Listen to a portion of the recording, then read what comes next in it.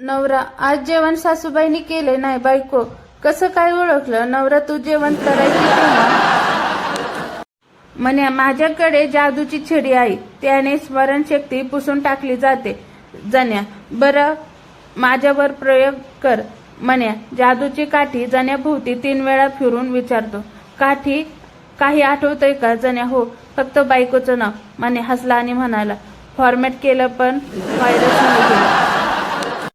एक दिवस नवरा घरात लाईटचं काम करत असतो. तो बायकोला मदतीला बोलवतो. बायको, काय आहे? नवरा, या 2 वायरपैकी एक धर जरा. बायको, हं धरती. नवरा, काही जाणवलं का? बायको, नाही. नवरा, अच्छा, म्हणजे करंट दुसऱ्या वायरमध्ये आहे, सोडा. प्रियकर, चलते चलते यूं ही रुक जाता हूँ मैं बैठे बैठे यही खो जाता हूँ मैं, क्या यही प्यार है? प्रेयसी, बावळट, अशक्तपणा आलाय तुला, दुसरे काही नाही. म्हण्या, बाबा, तुम्हाला काळोखाची भीती वाटते का? बाबा, नाही बाळा. म्हण्या, मग तुम्ही गडणारे ढग, कडकरणाऱ्या विजा अशा कशाला घाबरता का? बाबा, अजिबात नाही.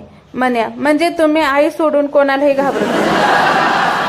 पहिला मित्र, अरे रमेश, तू इथे वडापाव विकतो आहेस? गेल्या वर्षी तर तू परीक्षेत पास झाला ना? रमेश हळू आवाजात, अरे माझे सोड, तो वडापाव आणि भज्या तळत आहे ना, तो इंजिनियर आहे.